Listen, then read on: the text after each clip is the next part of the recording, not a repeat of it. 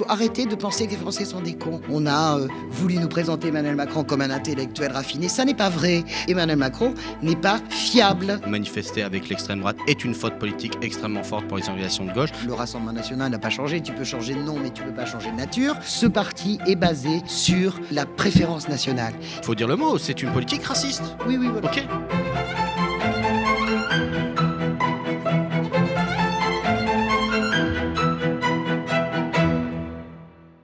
Salut à toutes et à tous, vous êtes sur le Média et vous nous regardez sur le canal 350 de la Freebox, sur notre site internet ou sur notre chaîne YouTube. Vous vous préparez à regarder Sans langue de Goix, la chronique politique de Françoise Degois. Une chronique hebdomadaire de décryptage politique qui entend aller plus loin que la seule énumération des faits d'actualité. Une chronique sous forme de duo ou de duel et cette fois-ci, Françoise est face à Paul Hellec, chroniqueur politique pour le compte du Média. Au sommaire, Emmanuel Macron est-il une girouette géopolitique? Après avoir prôné un soutien inconditionnel à Israël, le chef de l'État français a eu des mots très durs pour l'État hébreu pour finir par s'expliquer dans un coup de fil au président Isaac Herzog. Quelle est exactement la position de la France dans le conflit israélo-palestinien aujourd'hui? On en parlera. On parlera également de la manifestation contre l'antisémitisme qui s'est déroulée dimanche dernier, ou disons des manifestations qui ont eu lieu un peu partout en France. Quelles leçons faut-il en tirer? Le début des discussions au Sénat sur le projet de loi sur l'immigration façon Gérald Darmanin avec des conséquences bien gratinées, notamment sur l'aide médicale d'État, sera le dernier sujet. Si nous en avons le temps, c'est parti. Salut François, salut Paul. Salut Théophile, bonjour Paul, salut Paul. Emmanuel Macron sait-il où il habite en ce qui concerne le dossier du Proche-Orient? Avant d'en parler, je propose qu'on regarde un petit magnéto. Nous avons assuré Israël et son peuple de notre solidarité sans faille et de notre soutien dans sa réponse légitime aux actes terroristes. Israël a le droit de se défendre en éliminant les groupes terroristes, dont le Hamas, par des actions ciblées, mais en préservant les populations civiles, car c'est là le devoir des démocraties. C'est pourquoi la France est prête à ce que la coalition internationale contre Daesh, dans le cadre de laquelle nous sommes engagés pour notre opération en Irak et en Syrie, puisse lutter aussi contre le Hamas. Je propose à nos partenaires internationaux, je l'ai évoqué avec vous ce matin, que nous puissions bâtir une coalition régionale et internationale pour lutter contre les groupes terroristes qui nous menacent tous. I think this is the only solution we have. This ceasefire. Because it's impossible to explain we want to fight against terrorism by killing innocent people. But I think there is no justification precisely to attack civilians. Cette interview-là, elle ne passe pas du tout en Israël. Pour la deuxième fois en 24 heures, Benjamin Netanyahou s'en est pris à Emmanuel Macron. Il a commis une grave erreur, une erreur factuelle et une erreur morale. Ce n'est pas Israël qui empêche l'évacuation des civils, c'est le Hamas. J'en ai parlé au président Macron aujourd'hui. J'ai eu une discussion très claire et il a dit qu'il ne voulait pas dire que l'intention d'Israël était de tuer des civils, mais nous avons compris qu'une chose, c'est le défi humanitaire, nous sommes d'accord, et d'un autre côté, nous devons nous battre contre le Hamas. Et le président Macron a répété le droit que nous avons à nous défendre. Alors Françoise Paul, comment vous interprétez la ligne Macron sur ce dossier proche-oriental? De quelle ligne parle-t-on? Je ne sais pas. Si vous voulez, moi, je suis toujours déconcerté par Emmanuel Macron. J'ai pas grimpé au cocotier sur sa déclaration, sa première déclaration, quand il est allé en Israël et après qu'il a rencontré le président Mahmoud Abbas. J'avais trouvé ça plutôt bien, qu'il fasse Israël, qu'il voit Mahmoud Abbas et qu'il ait une discussion vraiment avec les chefs d'État régionaux, le roi Abdallah II de Jordanie et le général Al-Sisi. Je trouvais que finalement, malgré son annonce de force internationale, il y avait un équilibre en réalité. On retrouvait un peu un équilibre français. Ensuite, bon, la BBC, ils disent ce qu'ils disent, c'est tout à fait légitime, qu'ils disent moi, je ne suis pas d'accord pour ce qui se passe à Gaza, etc. Le problème n'est pas la légitimité de ce que dit Emmanuel Macron. Le lendemain, avant la manifestation, pour vite faire savoir que, en fait, il donne à nouveau un soutien qu'on peut considérer comme inconditionnel. J'ai pas de problème de légitimité, j'ai de problème de tempo. Comment voulez-vous que quelqu'un s'y retrouve en réalité? J'ai l'impression que c'est même encore plus grave que pour l'Ukraine. Moi, je fais partie des gens qui pensaient que Macron avait raison contre vents et marées au début, je ne sais pas si vous en souvenez, de laisser la ligne ouverte avec Poutine. Voilà. Alors, je sais que je me suis fait un peu broyer là-dessus en disant ouais, parce que vous êtes russinolâtre. Bien sûr que non, je ne suis pas russolâtre, en aucun cas. Mais je trouvais que la diplomatie, c'est ça. C'est arriver quand même à parler avec des gens avec lesquels on s'entend pas. C'est quand même ça. Je veux dire, ça sert à rien de.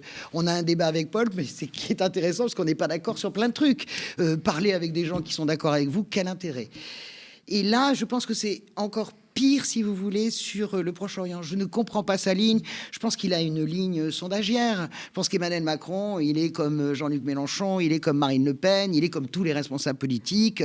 Il voit bien ce qui se passe aujourd'hui dans les sondages. Et surtout, celui qui m'a le plus frappé, moi, c'est celui de dimanche, où on voit qu'en réalité, ce trio qui a vraiment porté finalement la politique française en 2022, Macron, Le Pen et Mélenchon, dans l'ordre d'arrivée à la présidentielle, les Français sont très sévères avec les trois. Leur capacité à protéger les gens des actes anti-musulmans, Mélenchon en tête, mais 16%, Macron 11%, Le Pen 7%. Et contre les agressions antisémites, on inverse le truc, 16% pour Macron, c'est très faible. Ça veut dire que les Français ne croient pas dans la capacité de ces politiques-là à régler le conflit, à une lassitude de l'instrumentalisation.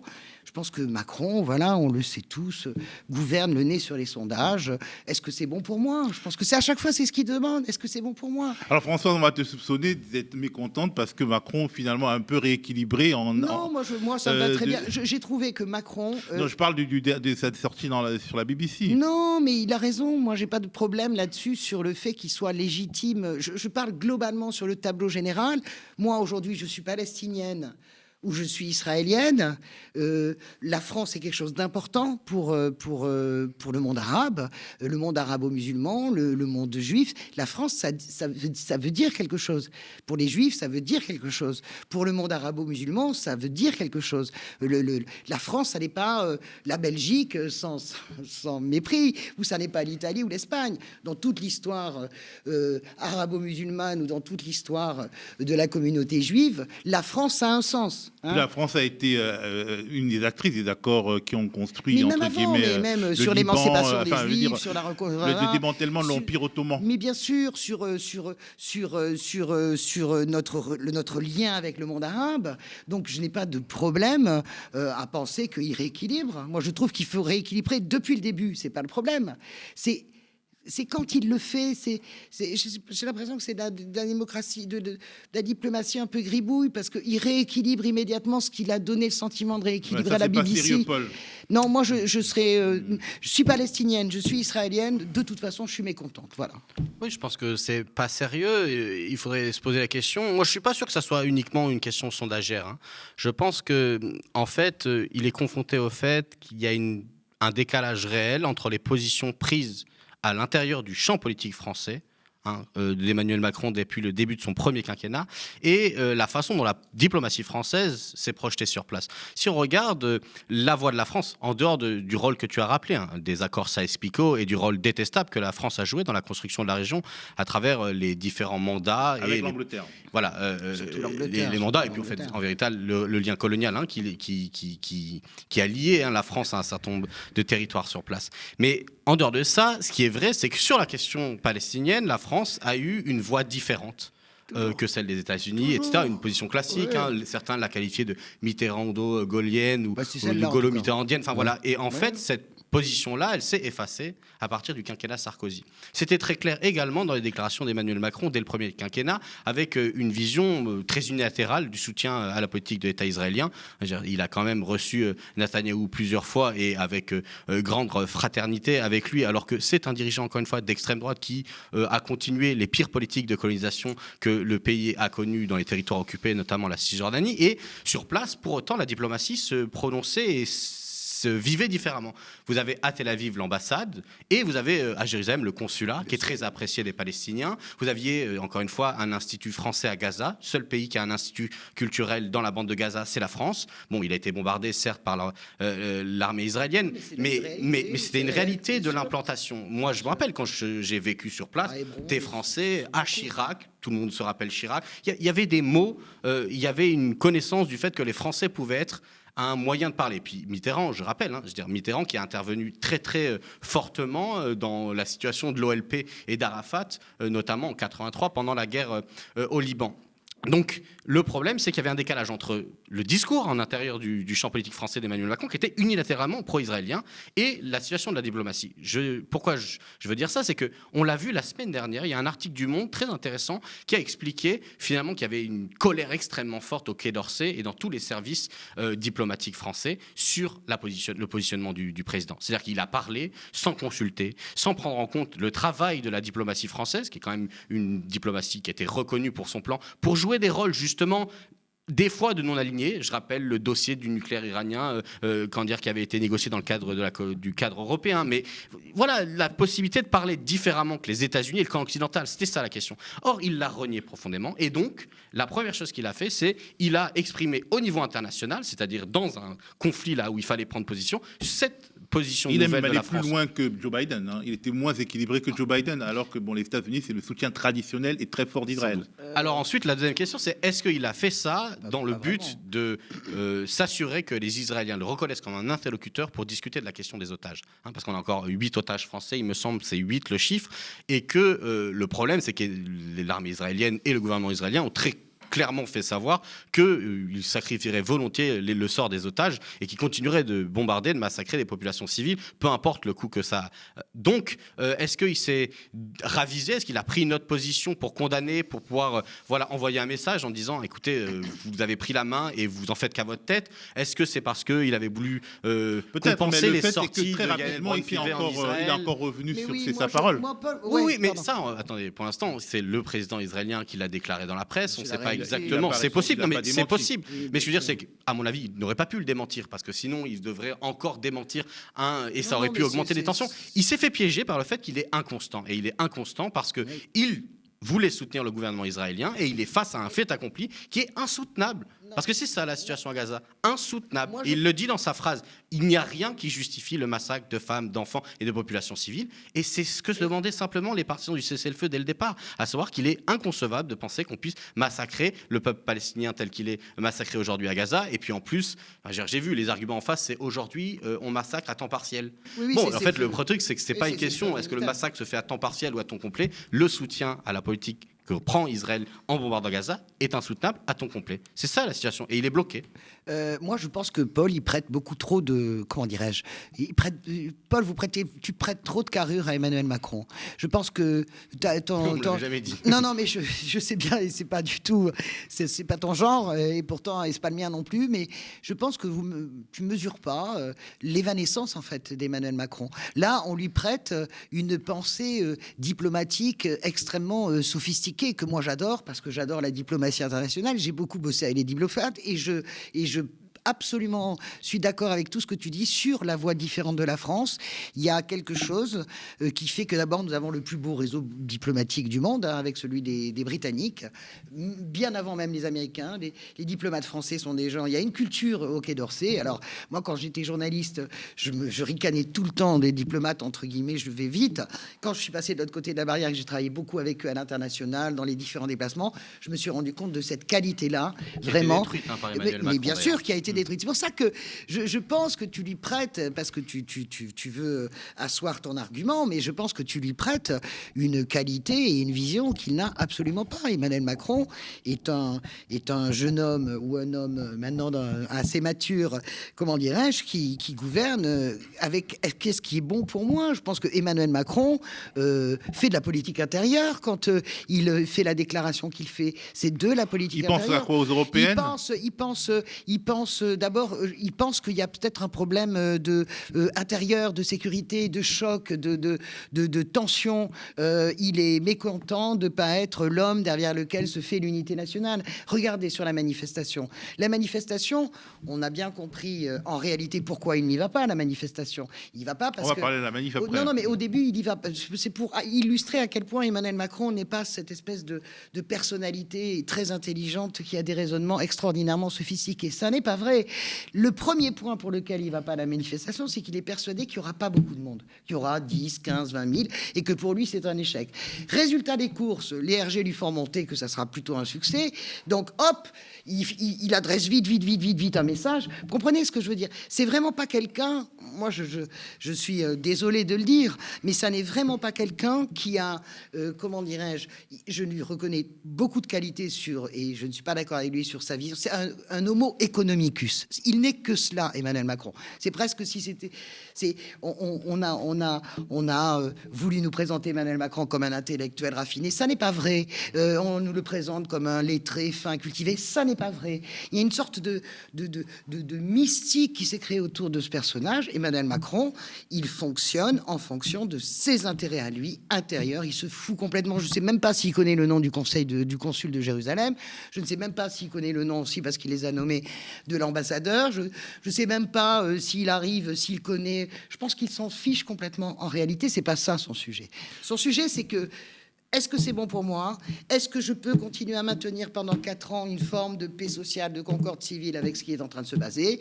Est-ce que je vais coincer tel ou tel adversaire politique parce que je veux quand même si ma fin est écrite, c'est en 2027, je veux continuer à faire danser les marionnettes, je veux continuer à être le maître du jeu jusqu'à la fin pour avoir du pouvoir. Donc je crois vraiment que Emmanuel Macron n'est pas fiable et qu'il ne faut pas, aussi sûrement que tous les amis du camp israélien se sont appuyés en disant le président nous donne raison, eh bien les amis de la France insoumise et des Palestiniens se sont dit regardez, Emmanuel Macron nous donne raison.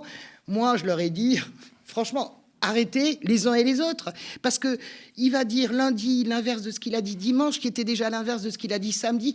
Regardez comment il a géré l'Ukraine, regardez comment il gère la politique intérieure. On ne peut pas imaginer qu'il a une pensée politique structurée, Emmanuel Macron, sauf en matière d'économie, parce que c'est un homo economicus, point barre. Je voudrais qu'on évoque maintenant la manifestation de ce dimanche contre l'antisémitisme. Les analystes divergent radicalement sur l'interprétation qu'ils en font. Blanchiment du RN et insertion des héritiers d'une formation née du marais de la collaboration dans l'axe républicain pour les uns, manifestation sanitaire et belle unité républicaine pour les autres. Et pour vous, j'imagine que vous n'êtes pas d'accord, je commence à te donner la parole à toi, Paul. Vas-y, Paul. Moi, je pense qu'il y a des interprétations contradictoires qu'il faut avoir sur la manif.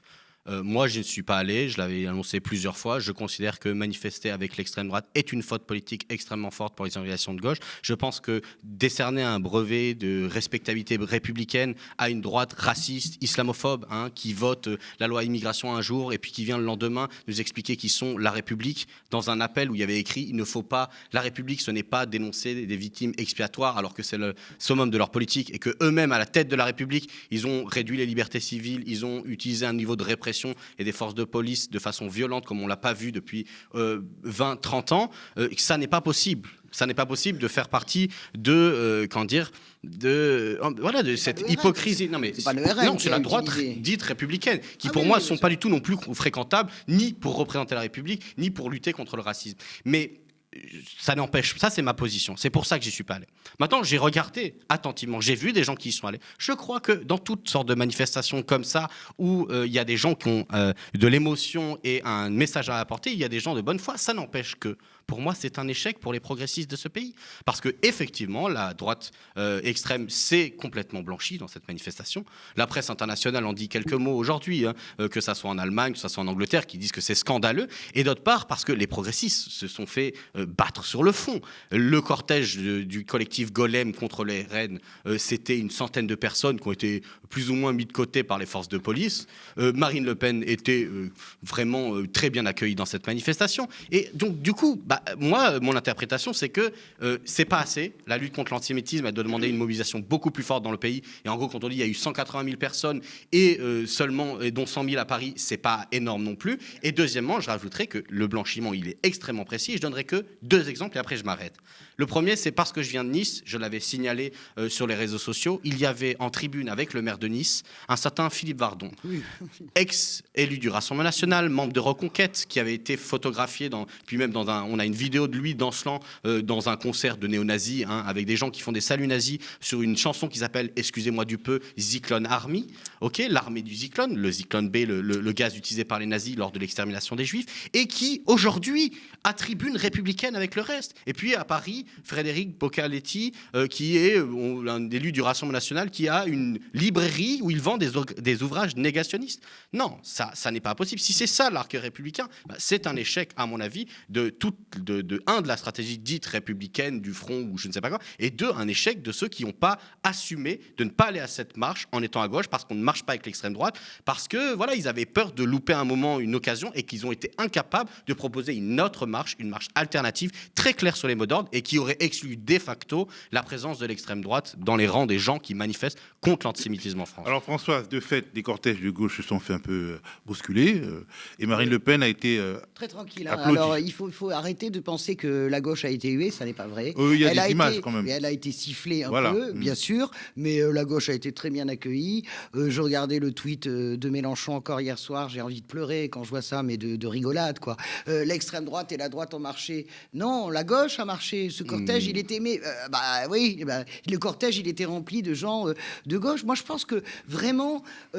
les Français se trompent pas, en fait. Les Français, ils savent parfaitement faire la différence entre un blanchiment de Rassemblement national et une cause qui dépasse. Le Rassemblement national, il était dans son coin avec Zemmour. Il n'y a pas eu de furie pour dire Marine Le Pen, merci d'être là. Il faut vraiment défantasmer. Non, mais il faut vraiment défantasmer. Moi, je me souviens de 2015, il y avait eu les mêmes polémiques. Déjà, Jean-Luc Mélenchon avait fait son cinéma, mais Besancenot avait fait pire son cinéma. Il avait boycotté la marche en 2015. Mais Mélenchon, ça l'avait pas gêné de défiler à côté d'Orban qui était là. Il y avait déjà Netanyahou. Moi, je sais, j'étais dans le cortège officiel. Après le 13 novembre. Le 15 janvier 2015, vous parlez, c'est ça ? Oui, le 15 janvier 2015, Jean-Luc Mélenchon, il était à part, il avait fait comme les copains. Alors, je le vois bien critiquer, mais il avait fait la même chose. Il avait fait un espèce de cordon sanitaire, mais il était à côté du cortège. Il marchait avec des gens comme Orban. Il y avait déjà Bibi Netanyahou qui était déjà. Et là, je rejoins Paul parce que j'ai à peu près la même détestation de ce qui est Netanyahou que Paul et de sa pensée, d'extrême. Enfin, je sais même plus si c'est de l'extrême droite. Enfin, en tout cas, c'est en plus de la nullité politique. Voilà. Donc, arrêtons ce cinéma. Je ne supporte pas ce qui s'est... D'un point de vue purement concret, Françoise, est-ce qu'ils auraient été en sécurité ? Parce qu'on a vu qu'il y avait quand même la LDJ, le Bétard, des gens qui avaient déjà agressé les insoumis lors de la manifestation en hommage à Mireille Knoll. La LDJ, c'est des groupes, c'est pas mieux, c'est les Black Blocs, si vous voulez. Non, quand même pas. Non, les Black Blocs, non. Écoutez, soyez assez sympa, je parle de la violence. Ce sont des groupuscules violents, hyper violents, la LDJ, les identitaires d'extrême droite, les Black Blocs d'extrême gauche. Je vous rappelle quand même qu'ils ont failli tuer un flic sur les Champs-Élysées, donc vous n'allez pas m'expliquer qu'il y en a un qui est mieux que l'autre. Ça dépend. Non, excusez-moi, l'idéologie n'est pas la même. Soyez sympa. Tu me répondras après. La LDJ, ça fait partie des gens qu'il ne faut pas avoir dans les manifestations. Ils y sont. Voilà. Moi, je ne suis pas d'accord pour qu'il y ait un prêcheur qui dise qu'Israël est assassin et que le Hamas est formidable à la manifestation à Bastille. Ce n'est pas ce qui s'est passé.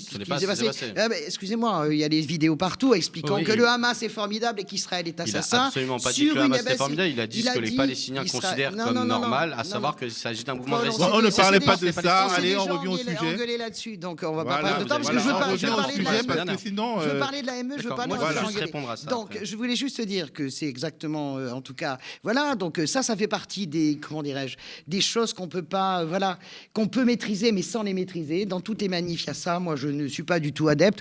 Je veux dire que c'était un rassemblement joyeux, qu'il n'y ait pas eu beaucoup de monde. Moi, je ne suis pas d'accord. Je trouve que c'est énorme de faire marcher 180 000 personnes. Je rappelle quand même que Paris est la seule grande capitale au monde qui a organisé cette marche-là. Et je trouve que c'était bien, dans le climat actuel, de montrer... Il y a eu des marches pour la Palestine très fortes, voilà. Vous êtes palestinien à Gaza, vous regardez la France, la place de la République, vous dites... Voilà, il y a la France. Eh bien, vous êtes juif, vous vous faites secouer sur un campus aux États-Unis, vous vous faites secouer en France, etc. Vous regardez Paris, vous dites, tiens, quand même, il y a Paris, il y a des gens qui marchent. Moi, je m'en fous. Droite. Mais, tu sais, Paul, vraiment, quand, comme un seul homme, LFI avec l'extrême droite vote la motion de censure à l'Assemblée nationale pour faire dézinguer le gouvernement et qu'elle passe pas à 9 voix, est-ce qu'on monte tous au rideau ? LFI, mais c'est pareil. Mais c'est le même. Alors, je vais terminer. terminer en disant qu'il n'y a aucune réhabilitation de Marine Le Pen ou de quoi que ce soit. Je le redis, hein, il faut arrêter de penser que les Français sont des cons. Je pense que les Français voient tout. Il y a nos discussions de plateau, il y a les discussions à l'Assemblée nationale, il y a les engueulades par Twitter interposées, et il y a ce que les Français voient. Pour les Français, je veux dire, il n'y a aucun problème. L'antisémitisme, tout le monde marche, et c'est pas pour ça qu'ils vont aller voter Marine Le Pen en 2027. Voilà, je vous le dis. Moi, je dis pas que et la gauche Donc, était à dans le votre avis, cortège. C'est pas une question n'est de. pas mort. Non, mais c'est pas une. Le 12 novembre Ah oui, 2023. je suis sûr que les pas morts. Il y a plusieurs remarques. La première, c'est pas une question est-ce que les Français sont bêtes ou pas. La question, c'est que fait le pouvoir. Et le pouvoir. Parce que c'est le pouvoir qui a porté cette manifestation. C'est la presse. Non, mais Olivier Faure tout seul. Olivier Faure, il a disparu entre-temps. Il a accepté de perdre la main. Mais il a accepté parce que, évidemment, je ne sais pas s'il a accepté. En tout cas, le premier qui lance la marche contre l'antisémitisme, c'est Olivier Faure. Et voilà. En vérité, Olivier Faure a le même sort qu'en fait tous les socialistes dans ce pays. Il n'a aucun poids réel et on l'a revu aux dernières élections. La question, c'est pas ça. La question, c'est qui. Vous verrez aux européennes la torgnole que va se prendre bien LFI. sûr, quand il y a 50% des gens qui votent pas, notamment la classe populaire, effectivement, les Verts font un score de 10% chaque fois et ils disparaissent après. Peu importe. Moi, la question, c'est le pouvoir. Quand je dis le pouvoir, c'est la présidente de l'Assemblée nationale, le président du Sénat, et on a donc une organisation de la manifestation où c'est le pouvoir, des gens au pouvoir, c'est-à-dire des gens qui ont des responsabilités politiques, qui acceptent de marcher. Alors, l'extrême droite derrière, ou devant, ou sur la droite, ou sur la gauche. Moi, je m'en fous. La question, c'est une responsabilité. C'est pas monsieur tout le monde. Il y a des gens aujourd'hui qui ont des avis, y compris des avis antisémites dans la France. C'est une évidence. Mais la question, pour moi, c'est qu'on ne peut pas les mettre sur le même niveau de responsabilité que des gens qui ont directement le pouvoir et qui choisissent d'organiser le débat public et donc potentiellement les politiques publiques derrière. C'est pour ça que les gens qui votent des lois racistes et qui sont au pouvoir ont une responsabilité. Et donc dans cette manifestation-là, je pense que c'est une faute politique d'avoir accepté que le Rassemblement national vienne. Il y en a des gens qui ont, par exemple, fait le constat de leur propre impuissance. Ça, c'était du côté des Verts. Ils auraient pu avoir la décence de ne pas venir. On regrette qu'ils viennent. Mais que fais-tu ? Que proposes-tu ? On se met en dehors. Je pense qu'effectivement, il fallait le faire. Mais Deuxièmement, pour revenir à ce truc. Donc d'abord, la Ligue de défense juive, effectivement, il faut regarder le drapeau. Jaune et noir, sa base, c'est un suprémacisme. Il faut regarder, c'est le kahanisme, c'est un courant d'extrême droite Meir Kahan, grand rabbin, qui a été interdit raciste, en Israël pour des raisons. Et inspirateur de Amir Igdal, qui a assassiné de toute façon Isaac Rabin. Absolument. Et donc, du coup, effectivement, ce sont des groupuscules durs. Mais ce qui m'intéresse, c'est l'organisation aussi de la contestation du droit à la France insoumise de se porter dans le combat contre l'antisémitisme. Parce qu'il y a eu un autre rassemblement qui avait été organisé par les organisations de jeunesse et étudiants. Et quand les insoumis sont venus, on a eu une manifestation d'un certain nombre d'individus qui revendiquaient le fait que la France insoumise n'a pas le droit ou n'est pas légitime à lutter contre l'antisémitisme. Ça, c'est dangereux. Encore une fois, les comparaisons qui sont faites entre l'extrême droite, ça, c'est dangereux. Moi, je vais vous dire, il y a une nouvelle grille de lecture sur cette marche. Si on peut aussi se faire qu'il y a eu 100 000, mais il aurait fallu plus de personnes. Il y a une sorte de vision un peu bizarre, c'est sur l'extrême droite. C'est l'antisémitisme de Schrödinger. Selon qui vous regardez, vous ne savez pas s'ils sont antisémites ou pas. Alors, si vous êtes islamophobe, le Rassemblement national n'est pas antisémite. Et moins vous êtes islamophobe, plus les gens commencent à se dire, en fait, le Rassemblement national, c'est pas possible. Ça, c'est la grille de lecture. Vous avez regardé, Édouard Philippe, il a dit, non, moi, ça me choque pas que le Rassemblement national soit présent. Meilleur Habib, il a dit, bah non, pas de souci. Et aujourd'hui, hier, c'était la France insoumise n'est pas venue à la manifestation, c'est un scandale, ils sont coupables. Et là, aujourd'hui, c'est les musulmans sont coupables. C'est ce qui tourne sur BFM, sur tous les médias mainstream. C'est ça. Et c'est ça que je veux dire par blanchiment de l'extrême droite. C'est leur grille d'analyse qui s'impose. Françoise, oui, et après, on passe au dernier sujet. Je dirais, moi, je crois encore, contrairement à Paul, et là, je suis d'accord, demander où étaient les musulmans. D'abord, je ne sais pas comment vous faites sur une tête pour reconnaître un juif d'un musulman, comme les gens qui m'ont expliqué. Oui, moi, je trouve qu'il y avait beaucoup trop de juifs. Vous passez, comment tu vois sur la tête de quelqu'un qu'il est juif ou qu'il l'est pas, qu'il est musulman ou qu'il l'est pas. Donc déjà, ce genre de questions, c'est insane, tu vois. C'est insane même, je pense. C'est plus que indigne, c'est sale, voilà. Donc ça, moi, je ne suis pas du tout là-dedans. Moi, je suis peut-être un peu la gauche, cuicui les petits oiseaux. Moi, je crois pas du tout. Je suis d'accord sur Schrödinger. Je suis d'accord, en gros, pour dire que tout est binaire. Moi, je porte toutes les contradictions peut-être de la gauche. Voilà, je soutiens les soulèvements de la terre. J'ai soutenu Mélenchon sur le social, mais je n'accepte pas sa ligne proche-orientale et sa non-condamnation l'organisation du Hamas. Mais il y a beaucoup de gens. Mais non, mais il y a beaucoup de gens comme moi. Par rapport à ça, par rapport au Front républicain, j'entends tout ce qui se dit, tout ce qui se lit, toutes les analyses, toutes les projections. Moi, je vous le dis, peut-être que vous pourrez ressortir cette bande en 2027. L'extrême droite ne sera jamais à l'Élysée. Parce que je pense qu'il y a une résilience dans ce pays. Il y a une capacité de majorité silencieuse ou pas. Qui a voté? Moi, je suis tranquille. J'ai voté Mélenchon au premier tour en 2022. Voilà, j'ai aucun problème là-dessus. Mais il y a une... Et le barrage, on l'a fait ou pas d'ailleurs, mais en tout cas, il n'y a pas une voix pour Marine Le Pen de la gauche, je dirais radicale, un peu vif, mais il y a des milliers de gens, en fait, des millions de gens qui sont comme moi, qui ne sont pas du tout des militants insoumis, mais qui aiment bien Mélenchon pour sa ligne sociale. Je veux dire par là que cette France-là, elle existe, elle n'est peut-être pas militante, etc. Et je sais que cette France-là, vous croyez vraiment qu'elle va revoter pour quelqu'un qui, en plus de ça, est nul sur le plan politique, incapable d'argumenter et de faire une campagne? Ok, elle a fait 42%, and so what? Ok, mais il est loin le saut pour faire la marche élyséenne. Moi, je suis absolument persuadé que le Front républicain n'existe pas. Dernière remarque, si tu fais plus d'une minute, on ne parlera pas de la ME. Non, mais c'est pour aller en lien avec ce que tu disais tout à l'heure. Tu as évoqué la manif du 11 janvier 2015 sur Charlie. Et justement, moi, je pense que c'est là où le Front républicain est mort. Pourquoi?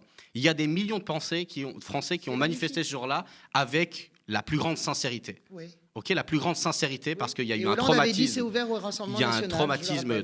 Qu'est-ce qui s'est passé? Aujourd'hui, on ne se rappelle pas des millions de Français qui ont manifesté et de cet esprit-là. On se rappelle d'un carré de tête où 40 chefs d'État, criminels de guerre compris, ont manifesté au nom de valeurs qu'ils n'ont jamais appliquées. Et derrière, le fameux esprit Charlie, qui aujourd'hui est surtout un moyen de sanctionner positivement certaines expressions de liberté d'expression qui est fondamentalement islamophobe, et condamner d'autres. C'est ce qui s'est passé pour Meurice la semaine dernière, etc. Et je pense que quand il y a eu cet élan républicain réel du pays et qu'il a été instrumentalisé derrière par les pires personnes qui se sont revendiquées. Non, mais je pense qu'il y a des gens qui sont sincères, mais je dis juste que dans la classe politique, depuis l'instrumentalisation de l'esprit Charlie pour pouvoir faire des campagnes islamophobes et pour pouvoir créer des camps, les islamo-gauchistes d'un côté et les autres, etc., cette possibilité du Front républicain n'existe plus. Si on ajoute en plus le bilan du quinquennat Macron, répression... Elle est là, tu verras qu'elle sera là. Moi, je ne peux pas être républicain avec Macron et l'extrême droite. Alors,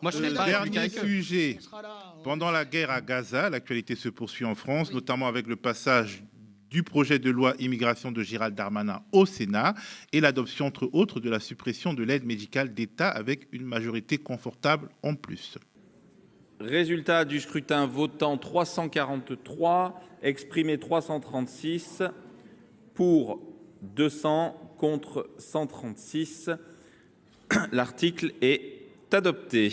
En soi, c'est une victoire de la droite et elle en annonce peut-être d'autres. Je suis en rage, alors je pense bien, ok, il faut parler du Proche-Orient et on polémique assez, on débat assez, c'est quand même la grandeur de ce pays, c'est qu'on peut s'engueuler et se jeter les assiettes à la figure sur ce sujet, c'est quand même génial. Il y a tant de pays où on ne peut pas le faire. Tant que ce sont les assiettes qu'on se jette à la figure. Oui, enfin, sur la ME, vraiment, là, voilà. C'est-à-dire que, voilà, il y a le Proche-Orient et puis il y a le rouleau compresseur. Il y a exactement ce qu'on se disait la semaine dernière, cette espèce de lecture qui est que tout doit être rentable, libéral, etc. C'est une hérésie de supprimer l'AEO. D'abord, c'est, allez, je vais faire le discours de la gauche morale, on est tous de la gauche morale, et ben je m'en fous d'être de la gauche morale. Oui, d'abord, c'est une hérésie sur le plan des droits humains.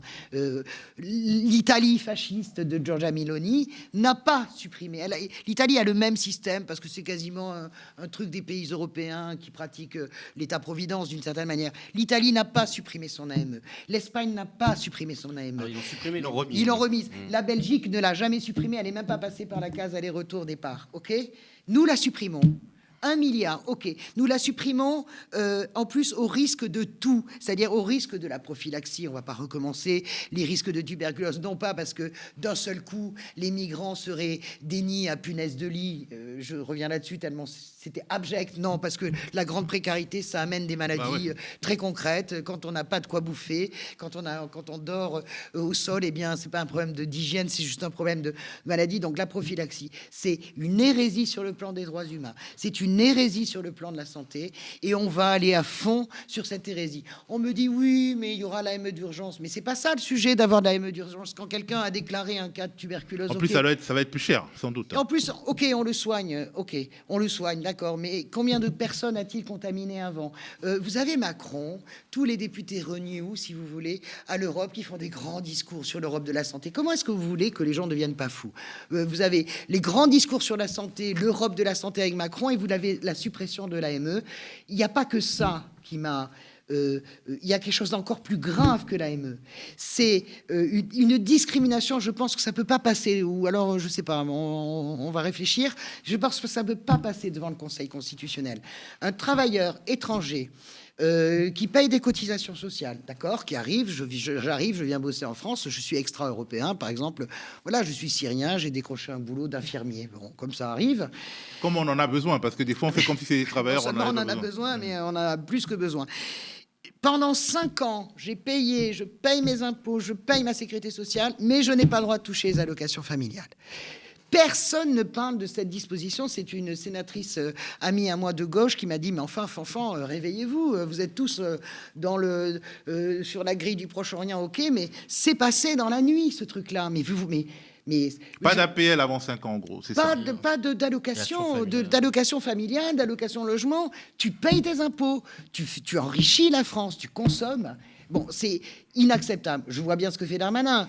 Il fait plaisir à la droite du Sénat en lui donnant des hochets, voter. La pire droite, je pense qu'elle est à peu près pire que le Rassemblement national, la droite Retailleau. Enfin, c'est le bonnet blanc et blanc bonnet, comme dirait le vieux Le Pen, d'ailleurs. À ce propos, je ne sais pas si c'est Le Pen qui dit ça, mais il l'avait repris. Mais en tout cas... Non, c'est Marché. Marché, voilà. Bonnet blanc et blanc bonnet, Marché, l'art de la phrase. Mais et je pense qu'après, tout ça sera ramené à l'Assemblée nationale. Mais laisser la droite envoyer ce message, c'est... dramatique. Paul, rapidement. Oui, non, mais effectivement, je l'avais dit, bon, pour moi, il faut dire le mot, c'est une politique raciste. Oui, voilà. Okay. Oui, le mot est très clair. Et ce que je trouve intéressant à observer, c'est que, bon, effectivement, hein, si on regarde les dispositions concrètement, c'est même financièrement, c'est rien.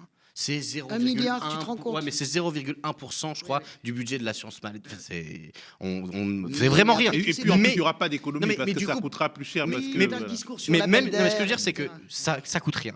Mais pourquoi c'est symptomatique que cette proposition, c'est pas la première fois qu'ils en parlent, que ça revient systématiquement au Sénat. C'est que vous avez une difficulté aujourd'hui entre différents concurrents pour l'espace politique de droite dans ce pays. On l'avait déjà évoqué la semaine dernière, etc. C'est la bataille où Macron a bouffé les Républicains et les Républicains sont coincés entre Rassemblement national et Macron.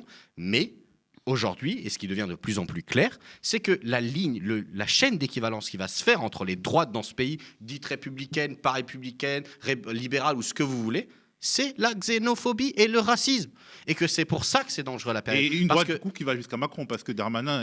Bien sûr, mais c'est ce que je dis. Macron est très habile lorsqu'il laisse Darmanin prendre l'avant-poste du gouvernement, de la parole la plus réactionnaire du gouvernement. Il l'a fait sur l'homophobie, sur tous les sujets les plus... Parce que comme ça, lui, quand il veut, il s'en dédouane, mais en attendant, son gouvernement, il accepte ça. Déjà parce qu'il en a besoin. Encore une fois, Darmanin, il a dit « Je ne suis pas pour une partie des réformes qui ont été proposées au Sénat ». On verra ce qui se passe à l'Assemblée nationale quand il a besoin d'une majorité pour voter. Et donc je dis qu'à partir du moment où on voit que la chaîne d'équivalence entre l'ensemble des droites et leur possibilité de s'allier, c'est que idéologiquement ils adhèrent à une vraie grille d'analyse raciste, c'est dangereux. Parce que là, du coup, si l'extrême droite, moi j'en sais rien si elle arrivera au pouvoir toute seule, mais en termes de coalition, la possibilité d'une coalition entre la droite et l'extrême droite, c'est à mon avis une des perspectives de notre pays malheureusement, et que c'est possible parce qu'ils se rapprochent sur cette grille d'analyse et ils votent des propositions racistes. Et voilà, c'est comme ça qu'on a maintenant son brevet de respectabilité, confère la marge d'hier. Je te dirais que pas du tout, je crois pas du tout. C'est une des différences. Mélanie, par exemple, qui est un pays, je viens entre Paris et l'Italie, donc Mélanie, c'est un pays que je connais bien. J'ai vu son ascension, je l'ai étudié, on a beaucoup travaillé là-dessus. J'ai même été la voir en concert, j'ai envie de dire, parce qu'il faut voir ce que c'est vraiment Giorgia Meloni. C'est un grand talent. Heureusement qu'en France, nous n'avons pas de Giorgia Meloni, parce que l'extrême droite serait au pouvoir Marie Le Pen. Oui, elle est vraiment très en dessous. Et grâce au ciel, merci pour nous. Mais je veux dire, Meloni, c'est l'alliance parfaite. C'est exactement le même principe que Mussolini, c'est-à-dire c'est l'alliance parfaite du néofascisme et de la droite des affaires. Il n'y a pas de droite idéologique en fait en Italie, ça n'existe pas. La droite orléaniste, etc. Ça marche pas comme nous du tout. Hein. Mais je pense que cette alliance-là dont parle Paul, qui est en fait le rêve de Zemmour, plus d'ailleurs, et que celui de le rêve de Le Pen, mais plus encore le rêve de Zemmour, elle est quasiment impossible. C'est une fusion qui n'est pas possible en France. C'est pour ça que moi je garde toujours espoir, parce que il y a une part, la droite, c'est pas que Retailleau et Ciotti d'ailleurs, ils sont réduits aux acquis. Il y a une part de droite républicaine qui est un peu dans le giron de Macron, qui est un peu... Elle a fondu comme neige au soleil. Elle a fondu, la droite orléaniste aujourd'hui, elle est raciste en France. Non, mais bien sûr. Moi je crois pas du tout. Alors je pense qu'il y a encore une fois, mais peut-être que je suis pleine d'espérance et que je vois les Français plus beaux qu'ils ne sont. Mais mon idée profonde, c'est que cette alliance des droites-là, au grand désespoir des grands théorisateurs racistes que sont les gens comme Patrick Buisson, évidemment, l'espèce de Méphistophélès théoricien de droite, je l'appelle comme ça parce que c'est vraiment un personnage quand même assez effrayant, même humainement, hein, je veux dire. Eh bien, voilà, cette théorisation qu'ils appellent de tous leurs vœux, elle n'arrive pas. Elle n'a déjà pas réussi. Elle n'est pas arrivée. C'est ce qu'il vous faut. Mais moi, je veux dire, les sociaux-libéraux, soi-disant progressistes, les Gabriel Attal, etc., qui continuent à côté de Darmanin à mettre des politiques racistes comme ça, je veux dire, si c'est sociaux-libéraux, c'est-à-dire des gens qui viennent du PS, qui étaient certes pas vraiment de gauche en étant au PS, mais qui l'étaient à la limite presque, sont capables d'assumer des politiques communes avec Darmanin, avec les Retailleau du Sénat, etc. Qui c'est qui reste dans la droite libérale qui n'est pas raciste? Édouard Philippe, il reste par exemple des gens comme Édouard Philippe. Hier, je ne suis pas choqué de la venue du Rassemblement national. Parce que moi non plus, mais moi je suis pas raciste, xénophobe et antisémite, et en fait, moi c'est pas que je suis pas, c'est pas que je suis pas choqué, c'est que je m'en fous complètement de la Rassemblement national.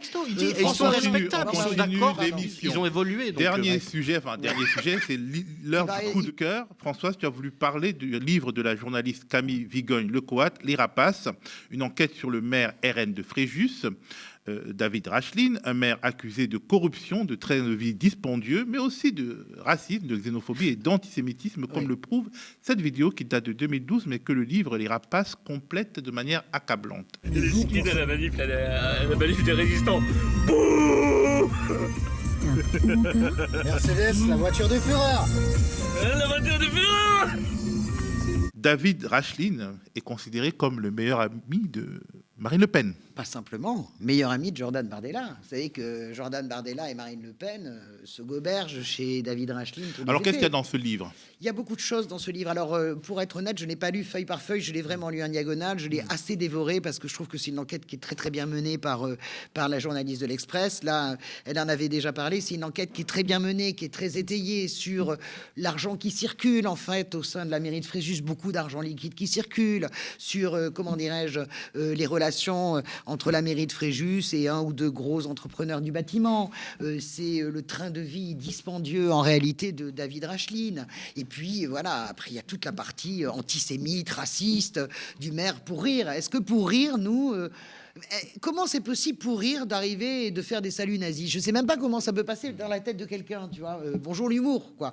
Donc il y a ça, il y a cette passion totale pour tout ce qu'on déteste, c'est-à-dire l'esprit de Charles Maurras, l'esprit de Céline. Moi, je suis une dingue de littérature. Bon, moi, je ne lis pas Céline, même si on me dit que c'est un génie. Ça va créer une guerre civile. Céline, on ne parle pas de Céline. Ah bah si, mais moi, je vais parler de Céline. On peut en parler de Céline. Je pense qu'à un moment donné, la vie dépasse l'œuvre. Une émission de 3 heures. Bon, voilà. Moi, je veux juste dire que voilà, c'est très hein. profond. Je vois très bien ce qui me trouble dans cette affaire, c'est que on voit très bien pourquoi le Rassemblement national n'a pas changé. Tu peux changer de nom, mais tu peux pas changer de nature.